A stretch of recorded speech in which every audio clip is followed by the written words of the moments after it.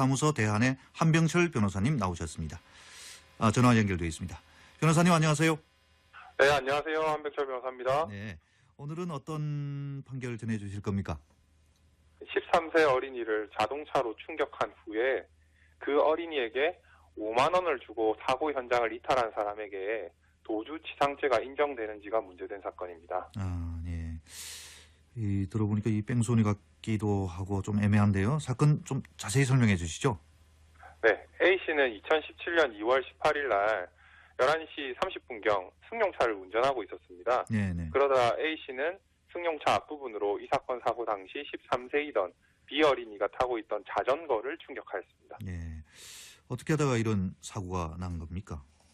네, B 어린이는 당시 보도 위에서 자전거를 타고 있었는데요. 네. 어떤 이유인지 A씨의 자동차가 보도로 진입을 하면서 B 어린이를 충격하게 된 것입니다. 아마 운전 부주의가 아닌가 추측됩니다. 네, 그렇군요.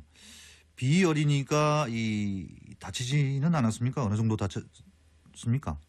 네, B 어린이는 이 사고로 약 2주간의 치료가 필요한 상해를 입었습니다. 네, 2주간의 치료가 필요한 상해를 입었다. 그런데 이제 A 씨가 그냥 B 어린이를 놔두고 길을 가버린 거군요. 네, A 씨는 B 어린이에게 5만 원을 그냥 주고 현장을 벗어났습니다. 5만 원을 주고 현장을 벗어났다. 그렇다면 이게 또 형사적으로 문제가 되지 않습니까? 어떻습니까? 네, 맞습니다. 검사는 A 씨를 특정범죄 가중처벌 등에 관한 법률 위반, 도주치상죄로 기소를 하였습니다. 네, 도주치상죄라는 것이 소위 말하는 뺑소니 아니겠습니까? 네, 맞습니다. 뺑소니입니다. 예. 그런데 A 씨가 B 어린이에게 5만 원을 주었다고 하셨잖아요. 네, 맞습니다. 그러면 일단 사고 후에 멈추기는 했다는 거 아니겠습니까? 또 네네. B 어린이를 충격하고 바로 달아난 것은 아닌데도 이제 뺑소니가 되는 겁니까? 어떻습니까? 네, 맞습니다. 아까 말씀드린 특가법 제5조의 3 제1항은 네. 도로교통법 제2조에 규정된 자동차의 교통으로 인하여 업무상 과실 또는 중대한 과실로 사람을 사상에 이르게 한 차량의 운전자가 네. 피해자를 구하는 등 조치를 하지 아니하고 도주한 경우를 처벌하고 있습니다. 네. 그러니까 사고 후에 정차를 했다고 하더라도 도로교통법 제54조 제1항에 따른 조치를 하지 아니하면 뺑소니가 될 수 있습니다. 네, 그렇군요. 도로교통법 제54조 1항에 따른 조치란 어떤 것입니까? 구체적으로 네, 정확히. 도로교통법 제54조 제1항은 교통사고가 난 경우에 그 차의 운전자는 즉시 정차하여 사상자를 구호하는 등 필요한 조치, 피해자에게 인적 사항을 제공하는 조치를 하여야 한다고 규정하고 있습니다. 네, 피해자에게 인적 사항을 제공하는 조치, 그죠? 네, 네, 맞습니다. 사상자를 구호하는 등 필요한 조치와 함께 피해자에게 인적 사항을 제공하는 조치를 취해야 한다, 그죠? 자, 그러니까 네, 검사는 A 씨가 B 어린이를 다치게 하고도 도로교통법 54조 제1항이 정하는 구호 조치를 취하지 않고 도주하였다고 보고 A 씨를 이제 도주치상죄로 기소를 한 거군요. 네, 맞습니다. 하지만 A 씨는 자신이 무죄라고 주장을 하였습니다. 네, 그 이유는 무엇입니까? 먼저 A 씨는 B 어린이가 구호가 필요할 정도로 상해를 입은 것이 아니었으므로 자신은 무죄라고 주장하였습니다. 네, 아까 B 어린이가 다쳤다는 말씀하셨는데 아까 2주 정도였죠? B 어린이가 상해를 입은 것이 아니라는 것은 무슨 주장입니까?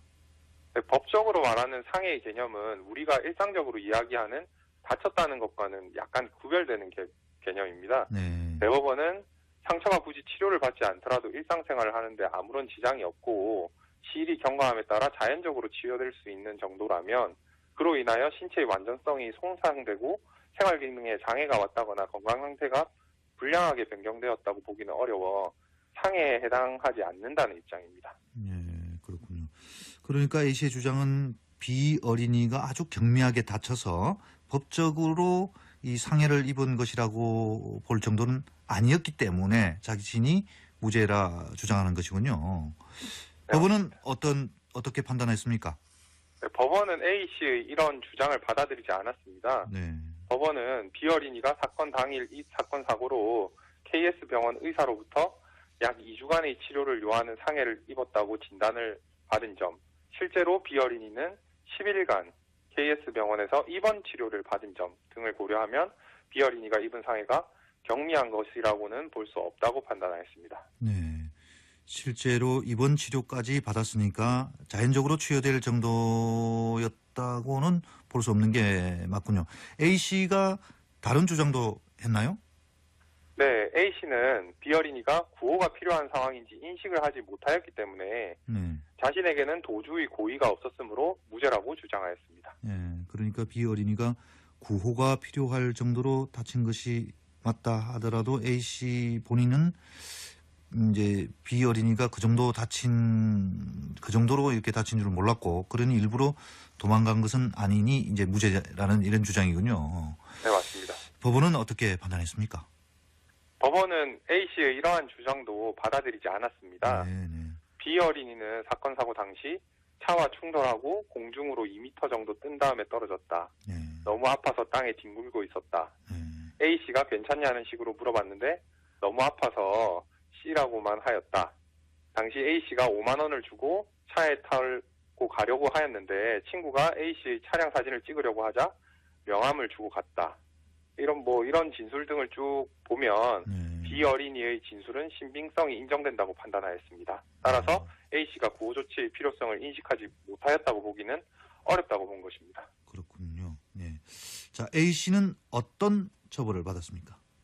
네, A씨는 여러 전과도 있고 네. B 어린이가 A씨의 처벌을 원하지 않는 점 등을 종합 고려하여서 징역 8월에 집행유예 2년, 300시간의 사회봉사 및 40시간의 준법 운전 강의 수강을 선고했습니다. 네, 그렇군요.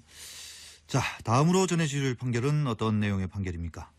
네, 다음으로 소개해드릴 사건은 헤어 다이소라는 상호로 미용실을 운영한 것이 다이소와 유사한 상호를 사용한 것인지 문제가 된 사건입니다. 네, 그 다이소 하면 요즘 유명 할인 매장, 문구 같은 걸 파는 곳이죠. 네, 네, 맞습니다. 한국에만 매장 수가 1000개가 넘는다고 합니다. 네.